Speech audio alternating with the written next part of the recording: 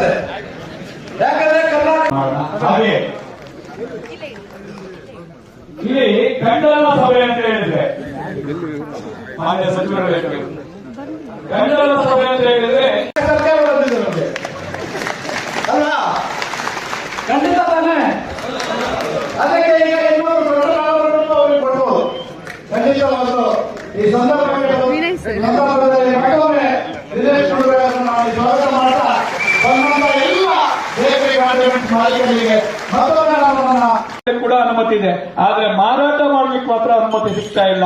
ಬಹಳ ತೊಂದರೆ ಕೊಡ್ತಾ ಇದ್ದಾರೆ ನಮ್ಮ ಬಿಬಿಎಂಪಿ ಅವರು ಮತ್ತು ಸ್ಥಳೀಯ ಆಡಳಿತ ಸಂಸ್ಥೆ ಮತ್ತು ಪೊಲೀಸ್ ಇಲಾಖೆಯವರು. ಹಾಗಂತೇಳಿ ತಂಬಾಕುಗೆ ನಾನು ಸಪೋರ್ಟ್ ಮಾಡ್ತಾ ಇದೀವಿ ಅಂತ ಇಲ್ಲಿ ಸಭೆ ಕರೆದಿಲ್ಲ.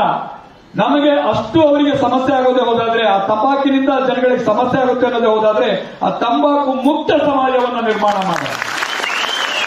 ನಮಗೆ ಯಾವುದೇ ಕಾರಣಕ್ಕೂ ಸಂದರ್ಭದಲ್ಲಿ ಸರಿಯಾದ ರೀತಿಯಲ್ಲಿ 100ಕ್ಕೆ 100 ಮತ ಹಾಕುವರು ಯಾರು ಇದ್ರೆ ಅದು ನನ್ನ ಬೇಕರಿ ಕಾಂಡಿಮೆಂಟ್ಸ್.